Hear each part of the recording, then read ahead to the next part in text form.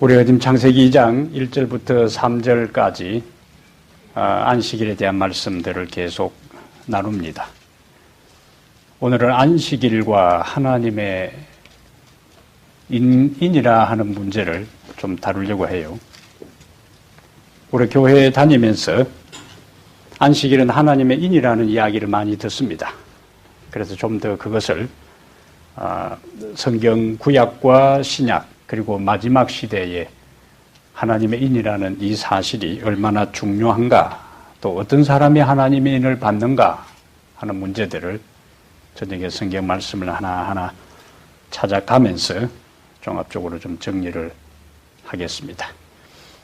인하면은 그냥 쉽게 우리가 접하는 단어는 뭐지요?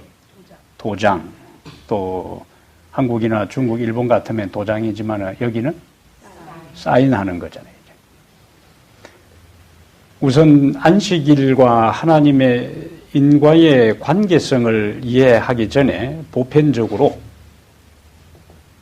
도장을 찍는다, 사인을 한다, 인을 친다, 무엇에 우리가 도장을 찍는가, 어떤 경우에 도장을 찍는가, 또 도장을 찍으면 그것이 무슨 의미가 있는가 한번 생각해 보세요. 우리가 내가 어떤 물건에다가 내 이름을 썼다. 그거는 어떤 의미죠? 내 소유라 하는 이야기. 그 다음에 공장에서 물건을 생산해서 제일 마지막 단계에 그 보면은 딱지 하나 붙고 그 책임자 사인이 있잖아요. 그때에는 어떤 의미로 이 품질에 대해서 책임진다 하는 이야기. 그 책임을 맡은 그 전문가가 모든 것을 확인해 보니까 이 품질은 이상이 없고 정상이다. 그 다음에 우리가 국경을 통과할 때에 우리 여권에다가 도장을 찍어줘요. 그건 어떤 의미에서 찍어줘요?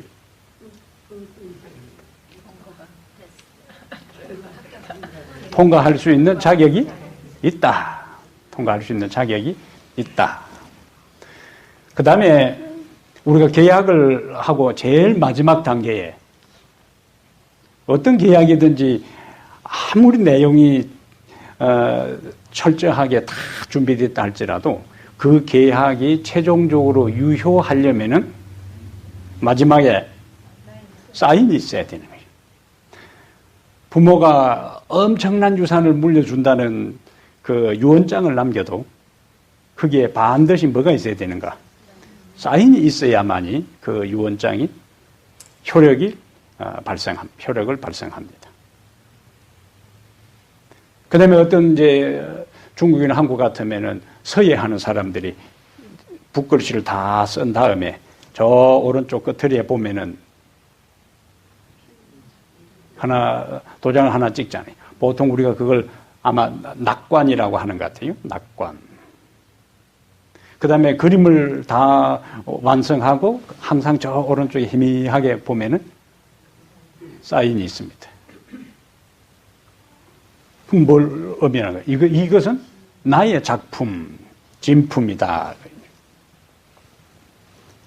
대통령이 국회에서 법이 만들어져 가지고 최종적으로 이제 행정부로 이첩돼 오면은 최종적으로 그것을 시행하기 전에 사인을 한다.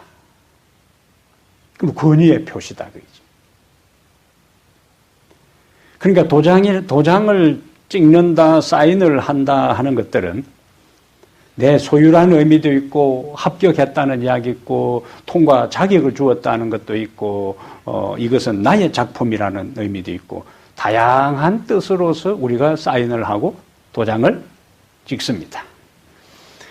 그럼 안식일이 우리가 지금까지 이해하는 대로 안식일은 하나님의 인이다. 하나님의 도장이다. 일반적으로 성경에 나오는 하나님의 인에 대한 걸 몇 가지를 살피고 좀 세부적으로 들어가 보겠어요. 우선 요한복음 6장을 찾아보겠습니다. 요한복음 6장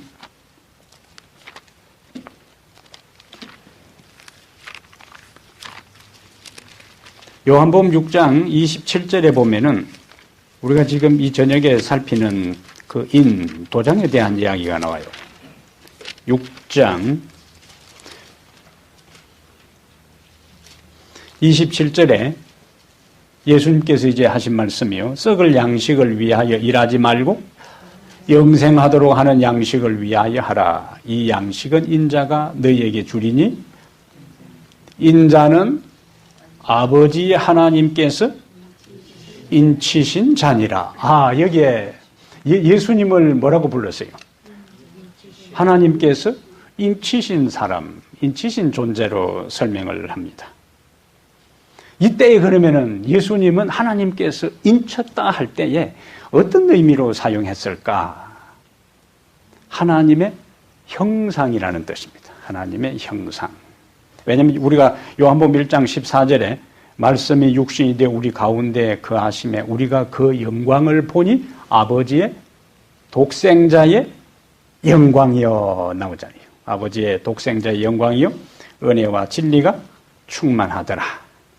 고린도후서 4장 4절에는 그리스도는 하나님의 형상이라 그랬어요. 그러니까 요한복음 6장 27절에 인자는 아버지 하나님께서 인치신 자니라 하는 의미는 예수님은 하나님의 형상을 반영하는 하나님의 형상 자체라 그거죠. 인쳤다 할 때는 무슨 단어로 바꾸어서 이해할 수 있다고요? 하나님의 형상, 하나님의 품성, 하나님의 형상. 그래서 우리가 예수님께서 이 세상에 오신 목적이 많이 있는데 그 중에 하나가 지금 인자는 아버지 하나님의 인치신 자니라. 그 다음에 요한복음 1장 14절에 아버지의 독생자의 영광이요 은혜와 진리가 충만하더라. 이런 말씀하고 연관시켜 볼 때에 예수님이 세상에 오신 목적은 하나님이 어떤 분이신가 하는 것을 자신의 인격과 자신의 삶을 통해서 사람들에게 드러내고 보여주기 위해서 이 세상에 오셨어요. 두 가지. 그의 인격과 삶을 통해서. 왜냐하면 삶은 어디에서부터 출발하냐면은 그 사람의 인격에서부터 삶이 나오는 거예요. 인격이 되지 않은 상태에서 삶만을 가지고 드러내는 것을 우리가 위선자라 그렇게 하는 거예요. 인격과 삶이 일치될 때는 인격자라고 그렇게 하는 거예요. 그럼 예수님은 바로 하나님의 인격이, 하나님의 하심이 무엇인지를 그의 인격과 삶을 통해서 이 세상에 3년 반 동안 계시면서 보여준 겁니다. 왜냐하면 사단이 죄가 들어오고 난 다음에 유혹에 이 아담과 하와를 유혹할 때에 사단의 논리, 사단의 그 대화 속에 그 서며 있는 암시되어 있는 내용이 뭐냐면은 하나님의 인격과 품성을 상당히 왜곡시키고 곡해시켜서 이야기하는 거예요. 하나님은 좋은 것을 인간들에게 다 주지 않고 선악과를 따먹으면 하나님과 같이 되기 때문에 그것은 못 따먹도록 인간에게 하나님은 아낌없이 모든 피조물을 위해서 자신의 모든 것을 제공해 주는 분이 아니라 가장 좋은 거는 진짜 중요한 거는 안 주고 자기만 킵하고 있다 하는 그 암시를 아담과 하와에게 준 이래로 시대마다 사람들은 하나님의 품성에 대한 것들을 제대로 이해하지 못하고 오해하고 있는 이때에 예수님이 이 세상에 오셨다. 아버지 하나님의 뭐로?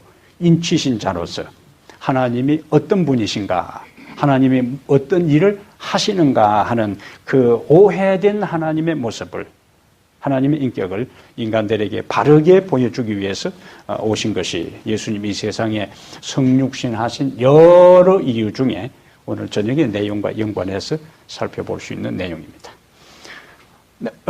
인간을 하나님께서 창조할 때에 예수님의 하나님의 형상이라는 것하고 연관해서 창세기 1장 27절에 여호와 하나님이 가라사대 우리의 형상을 따라 우리의 모양대로 우리가 사람을 만들고, 그러니까 결국 예수님이 하나님의 형상인 것처럼 인간도 죄를 범하기 전에 하나님의 형상, 하나님의 인격, 하나님의 품성을 닮았다. 여기 하나님의 품성, 하나님의 형상을 닮았다 하는 것들을 우리가 지난번 말씀 향기 공부하면서 잠깐 이야기했는데 하나님의 존재 양식을 닮았다는 거예요. 그 중에 하나가. 그거는 성부, 성자, 성령처럼 인간도 더불어 살아가는 존재로 창조했다 하는 이야기죠. 그 다음에 두 번째, 하나님의 형상으로 창조했다 할 때의 그 형상이라는 의미는 하나님의 인격, 품성. 근데 인간이 하나님과 공유하는, 인간이 하나님과 공유하는 품성이 있고, 속성, 그 형상이 있고, 하나님만 가지고 있는 것이 있는데, 우리는 하나님과 사랑도 공유할 수 있고, 자비도 공유할 수 있고, 그 다음에 또 다른 사람을 용서하고 이해하는 이러한 것들은 하나님과 공유할 수 있는 이야기. 그 다음에 하나님의 형상으로 창조했다는 것은 하나님의 창조성의 일부분을 위임받았다는 거예요. 왜냐하면 일반 인간 외에 다른 존재들은 자신의 삶의 형태나 살아가는 방식이나 먹는 음식이나 이런 것들이 거의 몇천 년이 흘러도 항상 뭐예요? 거의 비슷한 그 주거 형태, 음식, 살아가는 자기 공동체 이런 것들이 거의 비슷하지만 인간은 끊임없이 자신의 삶의 영역에서 그것을 끊임없이 뭐예요? 개발하고 발전한다. 하나님께서 인간을 창조할 때에 자신의 형상을 따라 창조했는데 그것은 인간에게 하나님의 창조성의 일부를 인간에게 부여했다는 이야기. 그래서 그런 측면에서 예수님께서 마태복음 25장에 말씀하신 달란트 비유는 하나님께서 우리에게 주시는 창조성, 재능, 은사를 인간은 끊임없이 뭐 해야 할 의무가 있고 책임이 있는가? 개발하고 발전시켜야 할 의무와 책임이 있는 것입니다. 그것은 어린아이는 어린아이뿐만 아니라 예수님께서 누가복음 2장 40절하고 52절에 아이가 자라며 강하여지고 지혜가 충족하며 하나님의 은혜가 그 위에 있더라 그렇게 말씀했잖아요. 예수님이 인간으로 와서 육체적으로도 사람이 성장하는 과정을 거쳤고 지혜를 습득하고 지혜가 개발되는 데 있어서도 인간이 성장하고 개발되는 과정을 거친 그것은 하나님은 우리에게 기대하는 바가 무엇이냐 하는 이야기입니다. 그러니까 예수님의 이 세상의 삶은 원래 그분이 하나님의 형상 동일한 존재였는데 이 세상에 오셔서 그의 삶을 통하여 육체적으로 끊임없이 성장하고 건강하고 그 다음에 다른 사람과 더불어 살아가는 사회성과 그 다음에 인간 사회 속에 일어나는 도덕성과 지혜에 있어서 그분은 끊임없이 뭐 하셨다고요? 발전하셨다는 이야기. 그럼 그건 뭘 우리에게 보여주는가? 우리도 그 예수 그리스도를 바라보면서 끊임없이 우리도 발전해야 된다는 거예요. 바울과 같이 이 탁월한 사람도 내가 이미 온전히 이루었다 함도 아니고 예? 내가 모든 것을 성취했다고 이야기하지 않고 뭐요? 표대를 향해서 그리스도 예수께서 위에서 부르신 부름의 상을 위하여 달려가노라, 쫓아가노라. 그래서 나이가 젊은 사람은 젊은 사람대로, 중년은 중년대로, 나이가 연세가 많은 분들 우리는 이 땅의 삶을 마칠 때까지 끊임없이 뭐 해야 하는가? 우리의 삶의 모든 영역에서 끊임없이 도전하고 끊임없이 실현하고 끊임없이 발전해야 할 책무들이 우리에게 있는 겁니다.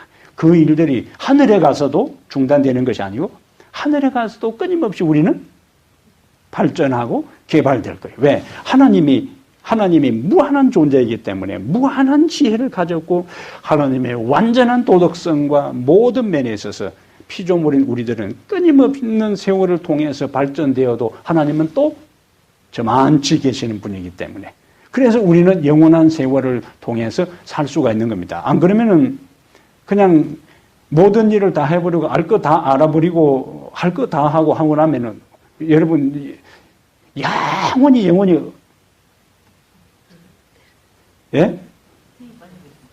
힘이 빠져 좀 안 심심하겠어요? 예? 근데 하나님의 그 무한한 영역으로 우리 인간은 무한한 세월을 통해서도 하나님은 또 저 넘어 계시는 분이기 때문에 우리는 끊임없이 십자가를 연구하고 하나님의 사랑을 연구하고 우리의 인체 신비를 연구하고 우주의 신비를 연구하고 천년계의 신비를 연구해도 또 새로운 세계가 우리에게 펼쳐지는 겁니다. 그래서 예수님이 세상에 오신 것은 하나님의 인격과 삶을 어떤 분이신가 하는 걸 보여주셨고 그 보여주신 삶의 모델이 우리가 이 땅에서 어떻게 살아가야 할 것인가 하는 것을 보여주셨다는 거예요.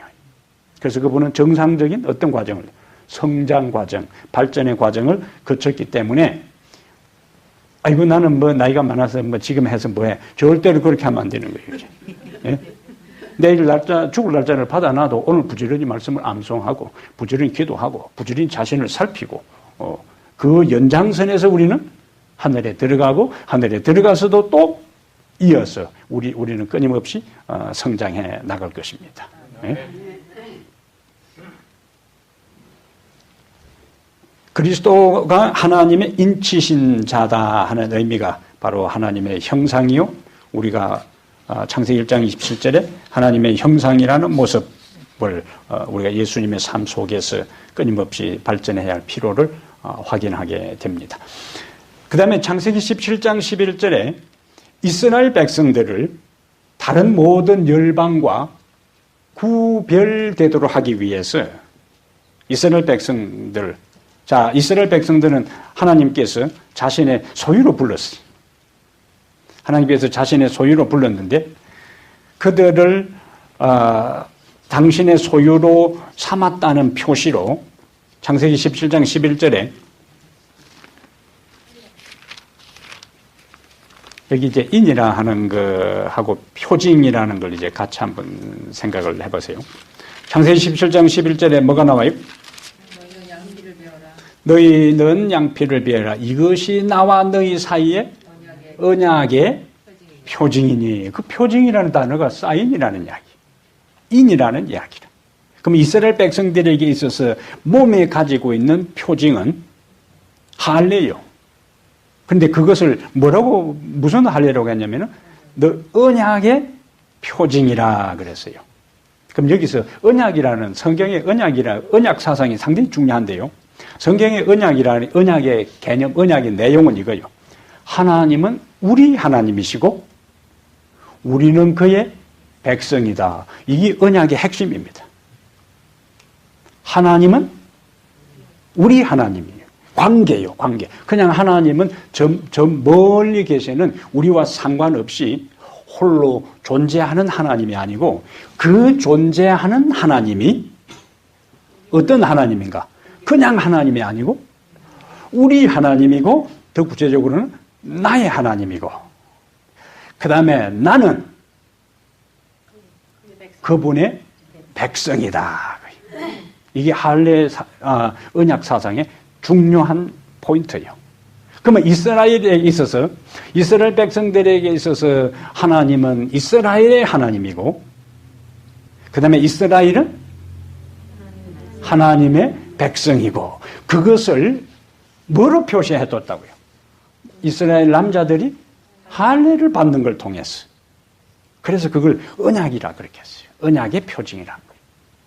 이스라엘 백성들이 할례를 받는 그 과정을 통해서 하나님은 우리 하나님이고 우리는 그분의 백성이구나. 몸에 그것을 표시를 해놓았다.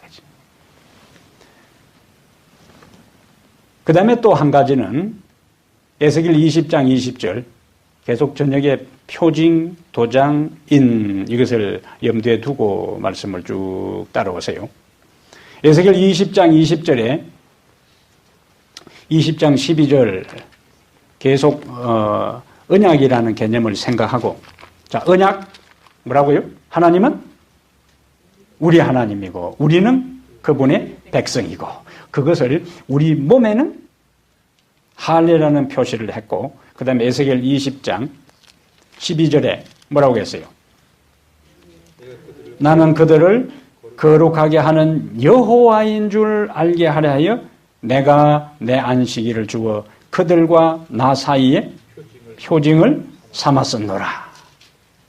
그러니까 우리 몸에는 할례고 하나님은 시간 속에서 여호와가 우리 하나님이고 우리는 그분의 백성이라는 것을 뭘 가지고 표시를 했는가? 안식일을 가지고 그렇게 했다는 거예요. 안식일을. 그래서 안식일을 지키는 무리들은 어떤 신앙을 고백하는 거예요? 여호와 하나님이 우리 하나님이고 그 우리 하나님 가운데서 우리의 창조주가 되고 우리의 구원자가 된다는 것을 고백하는 것이고, 그 다음에 나는 그분의 피조물, 나는 그분의 구원받은 자녀다 하는 것을 무엇을 통해서 표시하는가? 안식일을 지킴으로 표시하는 거예요. 그래서 안식일을 준수하는 무리들은 하나님과 맺은 언약 가운데 그분이 우리의 창조주 하나님, 구원자 하나님이고 나는 그분의 피조물이고 그분의 구원받은 자녀임을 무엇을 통해서 보여주는가? 이스라엘 시대에는 몸에 할례를 가진 그들이 안식일을 지킴으로 표시했지만은 신약 시대에 와서는 그 할례가 침례로 개념이 바뀌어져요. 침례라는 것은 하나님께 소속했다는 거예요. 그리고 주소를 하늘에 옮겼다는 거예요. 내 소속이 바뀌는 겁니다. 침례는 소속이 바뀌는 거예요. 우리가 어디에 소속되느냐 하는 것은 굉장히 중요한 거예요. 어디에 소속되느냐. 그래서 침례는 하늘에 소속되는, 그리고 하늘에 소속된 사람의 삶의 모습이 일상에서 무엇으로? 안식일을 지키는 것으로 나타난다는 거예요. 하나님께 속한 소속이 바뀐 사람의 삶의 모습이 안식일을 준수하는 것으로 나타납니다. 그래서 나는 그들을 거룩하게 하는 여호와인 줄 알게 하려 내가 내 안식일을 주어 그들과 나의 표징을 삼았다. 그러면 마지막 시대에 하나님의 백성의 표는 요한계시록 14장 12절 한번 보겠습니다. 마지막 시대에 누가 하나님의 참된 백성인가? 고대에 이스라엘 백성 외에 주변에 많은 민족들이 존재했잖아요. 그런데 그 하고 많은 민족 가운데 하나님께서 특별히 뭐라고? 이스라엘을 내 백성이라 그렇게 해서 정표로 할례와 안식일을 주었다 하는 것처럼 그 인류 역사의 초기에 하나님의 특별한 그 섭리에 따라 이스라엘을 부르시고 이스라엘 하나님의 소유를 하는 것을 표시했던 그분은 역사의 마지막에 수많은 하나님을 믿는다고 하는 사람, 고백하는 사람, 공언하는 사람들이 있는 가운데 특별히 누구를 당신의 특별한 백성으로 부를 것인가? 여기에 우리가 제칠 안식일 예수 재림 교인만 구원받고, 그건 아니에요. 개중에 제칠 안식일 예수 재림 교인만 구원받고 하는 걸 주장하는 분들이 있는데 그건 아니에요. 구원은 제칠 안식일 예수 재림 교회에 속해서 구원받는 것이 아니고 예수 그리스도를 믿음으로 말미암아 구원받는 거예요. 그건 보편적인 교회입니다. 그러나 이스라엘이 존재할 때에 이스라엘에만 하나님을 섬기는 사람이 있었던 것이 아니고 그 이스라엘 외의 다른 지역에도 하나님을 섬기는 사람들이 있었을 거다고요. 그 중에 대표적인 사람이 욥입니다. 욥은 이스라엘 사람이 아니거든요. 그런데도 그 하나님을 그렇게 성실하게 섬겼던 그 삶의 모습이 나타난 것처럼 성경에는 이스라엘이라는 민족을 선택해서 이스라엘 민족의 포커스를 맞추어 구속의 역사를 이끌어가는 하나님의 섭리를 생생하게 샘플로 실물 교훈으로 깨닫게 하기 위해서 이스라엘 민족을 선택한 것이지 이스라엘 민족 외에도 다른 나라에 여호와 하나님을 섬기는 사람들이 있었다는 거예요.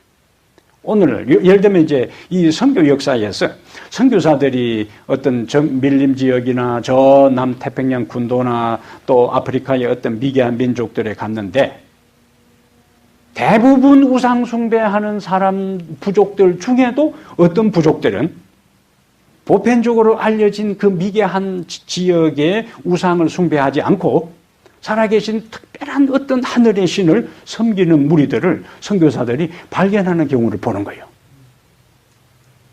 그들에게 기독교 복음이 들어가기도 전에 그러니까 그들은 어떤 형태든지 성경에 나오는 많은 계시적인 빛을 받지 않았다 할지라도 그들에게 비춰진 계시의 빛을 따라 잡다한 천년계의 어떤 그것들을 신으로 섬기는 것이 아니라 그것들을 만드신 하나님, 성경에 나오는 여호와 하나님처럼 구체적으로 몰라도 이 모든 우주 삼란 만성을 만든 존재에 대해서 그들이 섬기고 있었다는 것은 이스라엘 백성 외에 다른 민족도 하나님을 섬기는 사람이 있었고, 마찬가지로 오늘날도 제질 안실 예수 재림 교인들 외에도 다른 교회 교단에 속해 있으면서도 하나님을 성실하게 섬기는 사람들이 있다는 이야기라.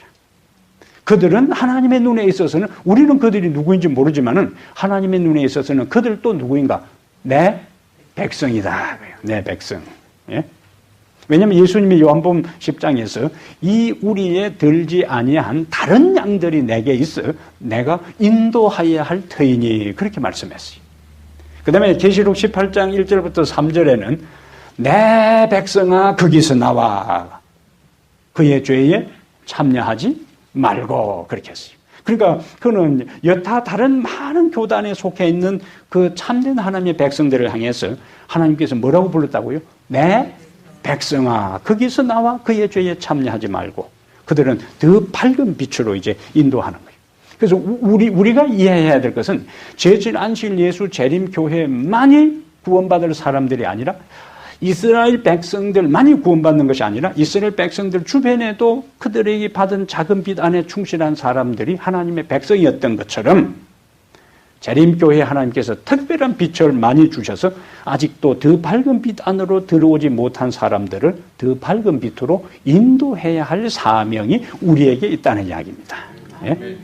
그런 각도에서 좀 넓게 우리가 이해할 필요가 있어요. 자칫 잘못하면은 이스라엘 백성들이 선민 사상이 지나쳐서 자기들만이 하나님의 백성이고 그 외에 그 주변의 모든 사람들은 이방인으로 치부해서 상대도 하지 않았던 그런 독선에 빠지는 그것들이 우리도 자칫하면 그런 위험에 빠질 수가 있어요.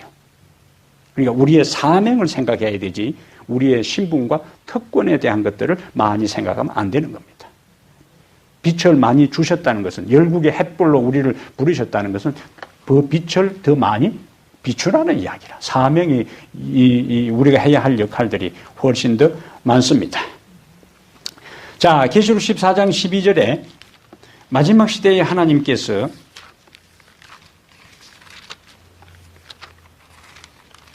제칠안지 예수 재림교회에 주어진 사명을 이해할 때의 핵심적인 성경절이 12장 17절이고 14장 12절이에요. 14장 12절에 여기 세천사 기별의 마지막 결론이에요. 성도들의 인내가 여기 있나니 그들은 하나님의 계명과 예수에 대한 믿음을 지키는 자니라. 마지막 시대에 하나님의 백성의 표시가 뭐냐면은 하나님의 계명과 예수에 대한 믿음을 지키는 이들이 마지막 시대에 하나님의 백성의 정표가 된다는 거예요. 이스라엘 고대에 있어서 이스라엘이 할례를 받고 안식일을 지켜서 그들의 신분이 하나님의 특별한 사명을 받은 백성으로 칭해졌던 것처럼 마지막 시대에 하나님의 특별한 백성들은 하나님의 계명과 예수의 믿음을 지키는 자들이라 그랬습니다. 또 다른 측면을 좀 보겠어요. 하나님의 인과 성령과의 관계를 좀 살펴보겠습니다. 하나님의 인과 성령과의 관계. 이거는 바로 우리하고 연결되는 거예요. 에베소 1장 가보세요. 에베소 1장. 재림교인들에게 있어서 이 성령론은 상당히 많은 약점을 가지고 있어요. 이해하는 면에 있어서. 재림교인들은 항상 무슨 능력만, 성령만 기다리고 있냐면은 늦은 비 성령만 기다리고 있는 거죠. 예? 늦은 비 성령만 내려봐라. 가만히 안 있겠다. 예? 그때는 팔 걷어붙이고 한번 확실하게 하겠다고 이제. 항상 제가 처음 교회 나올 때부터 항상 우리에게 총이 했다면은 늦은 비 성령을 받자. 늦은 비 성령을 받자. 늦은 비 성령을 그때를. 늦은 비 성령은 먼 미래에 어떤 날 일어나는 게 아니에요. 우리의 일상의 삶에서 항상 성령과 관계해서 살아가는 사람은 개인적으로 그와 같은 경험을 할 수가 있는 겁니다. 예? 시기적으로 우리 재림교인들에게 있어서 조금 우리가 수정해야 될 거는 너무 연대순으로 쫙 맞춰놓고는 요 다음에 이런 일, 요거 다음에 이런 일, 이런 일, 이런 일, 그것만 깨고 앉아있는데 그러면은 좀 우리가 개선해야 되는 거예요. 예? 예? 그거 다 그대로만 연대별로 착착착착 돌아갈 것만 생각하는데 그것이 동시다발적으로 일어날 수도 있는 것이고 하는데 너무 그런데 고정적으로 접근하지 말라고요. 그래서 하나님의 성령에 대한 이해도 마찬가지입니다. 먼 훗날이 아니라 지금 여기 있어. 우리는 언제나 하나님과 더불어 하나님의 영의 인도를 따라 경험하며 살아갈 수가 있는 현재적 신앙의 경험들이 중요한 거예요. 이제. 그러면 매일매일 일상의 삶에서 그와 같은 자세로 성령에 민감하게 이사야 30장 21절에 있는 말씀처럼 내 뒤에서 말소로 가리기를 이 길이 정론이 너희는 이리로 행하라. 항상 그게 귀를 기울여 반응하는 사람들을 결정적인 순간에 하나님께서 능력을 주셔서 크게 사용하시는 거예요. 네?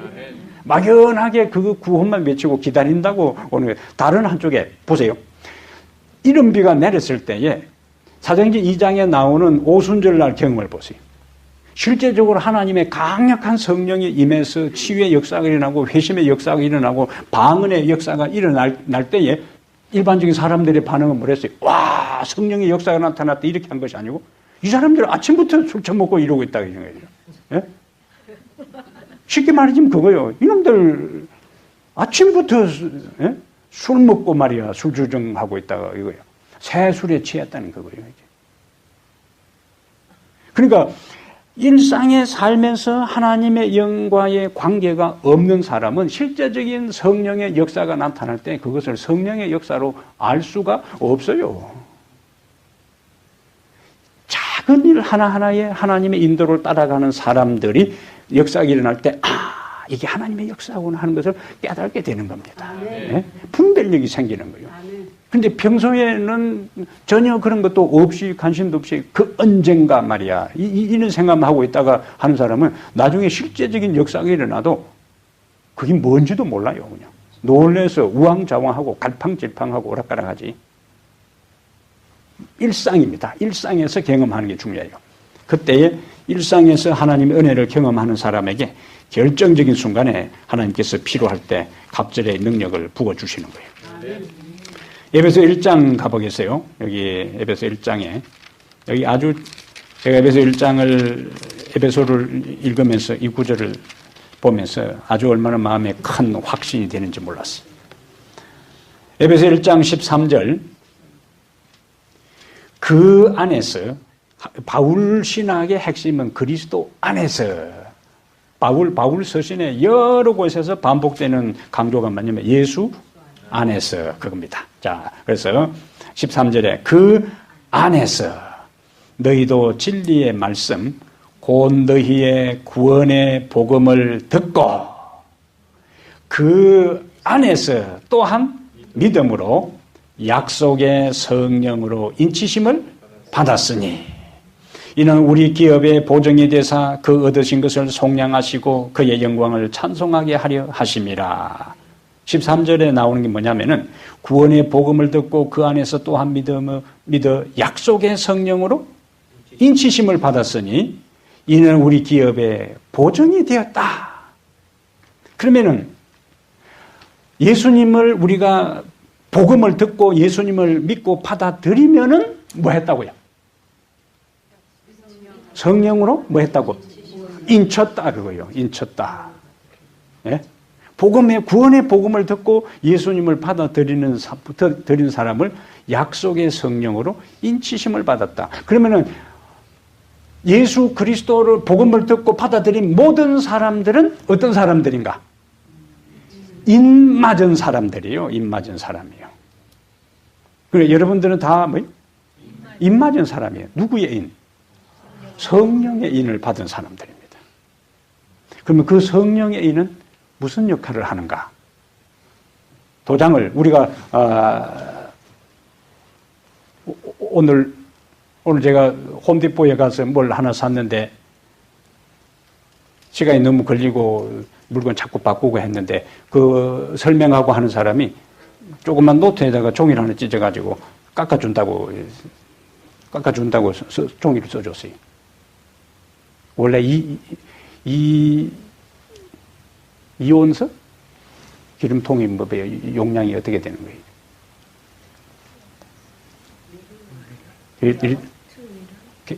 갤론. 예.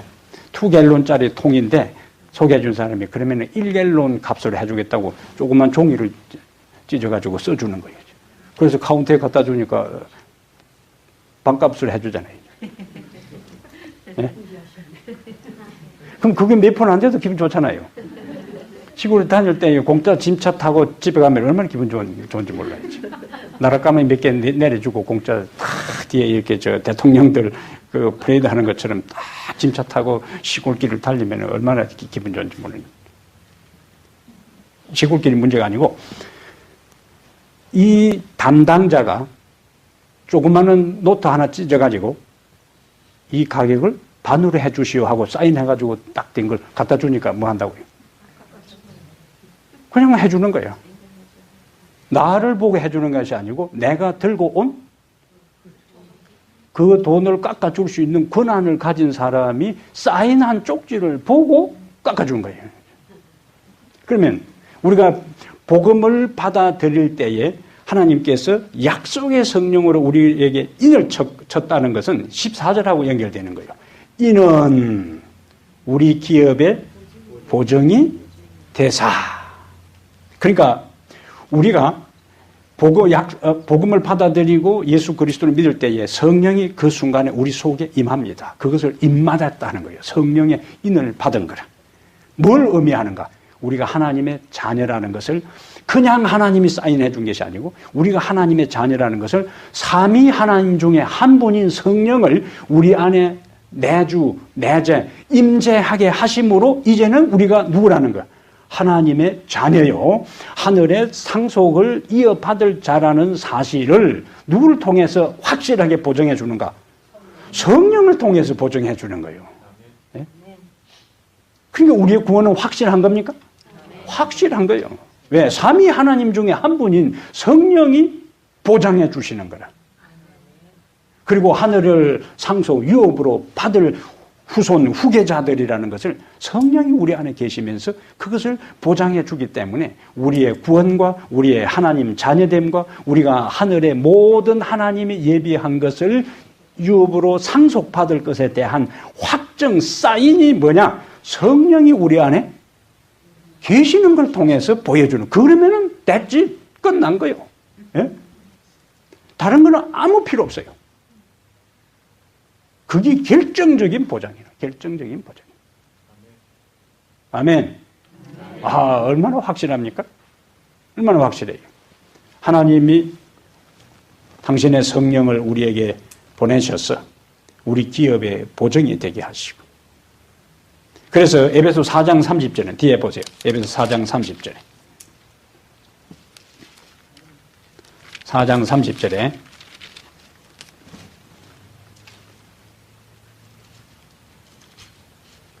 하나님의 성령을 근심하게 하지 말라. 왜? 그 안에서 너희가 구원의 날까지 인치심을 받았느니라. 하나님의 성령을 근심하게 하지 말라. 그 안에서 너희가 구속의 날까지 인치심을 받았다는 것은 하나님의 성령을 하나님께서 우리에게 하나님의 자녀요 하늘의 모든 상속자로서 하나님이 사인의 표시로 내가 보장한다 하는 표시로 성령을 우리에게 보내셨는데 우리가 성령을 반복해서 근심하게 하고 회개하지 않는 삶을 살 때에 그것이 취소된다는 거예요.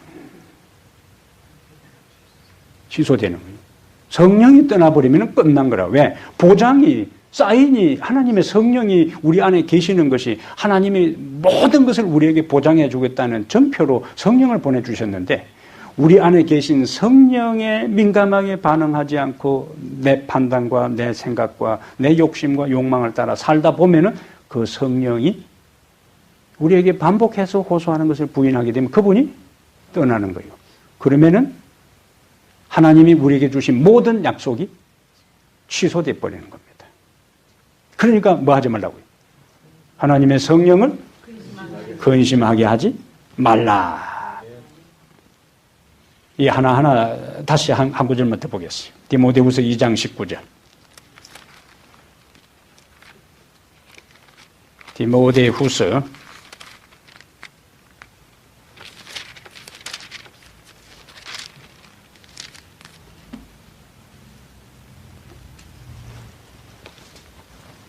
2장 19절.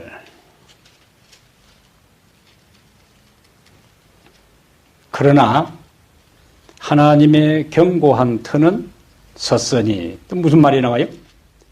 인침이 있어 일렀으되 주께서 자기 백성을 아신다 하며 또 주의 이름을 부르는 자마다 불의에서 떠날지어다 하였느니라. 그러니까 앞에서 우리가 살핀 성령의 인침, 거기에 있어서 그 표시는 뭐냐?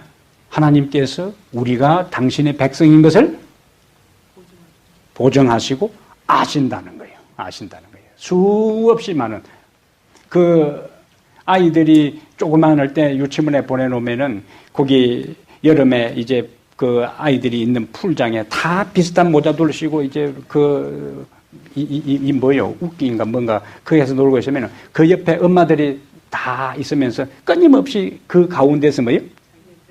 자기 아이를 살피는 거예요. 자기 아이를. 그 비슷한 모자 써도 엄마의 눈은 정확하게 자기 아이가 어느 시점에서 지금 어떤 상태에 있는가를 다 알고 있다. 그것은 자기 아이이기 때문에 그런 거예요. 자기 자녀이기 때문에. 그럼 여기 하나님께서 인침이 일렀을 때 주께서 우리를 아신다고 했어요. 모두라는 거예요. 하나님 당신의 소유, 당신의 인친, 영이 거하는 자를 다 아시는 겁니다. 그러면 하나님이 우리를 아까 에베소 4장 30절에 성령을 근심하게 하지 말라 하는 거하고 이 구절하고 연결시킬 때에 주께서 자기 백성을 아신다 하며 또 그다음 마지막 뭐라고 했어요? 주의 이름을 부르는 자마다 불의에서 떠날지어다. 불의에서 떠나지 않는 것이 성령을 근심하게 하는 거예요.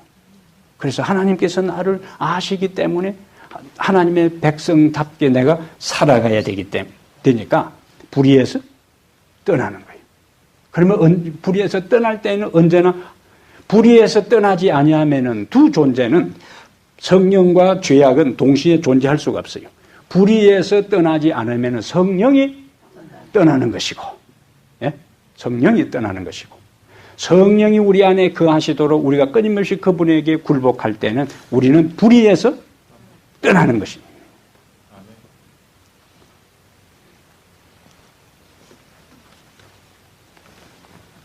성령으로 인친다 하는 말들의 의미가 아주 이렇게 중요한 의미가 있음을 볼 수가 있습니다.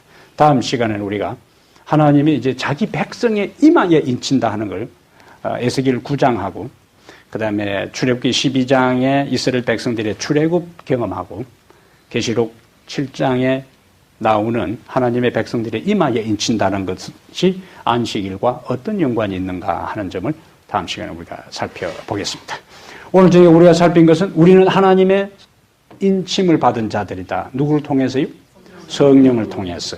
그래서 하나님의 영이 우리 안에 거하시는 한 우리의 구원은 확실하고 하나님의 자녀인 것이 확실하고 하나님의 자녀이기 때문에 하나님이 예비한 하늘을 상속받을 것도 확실하고 그래서 우리는 불의에서 떠남으로 인해서 우리 안에 계시는 성령을 근심하게 하지 않는 삶을 살아야 된다. 아멘.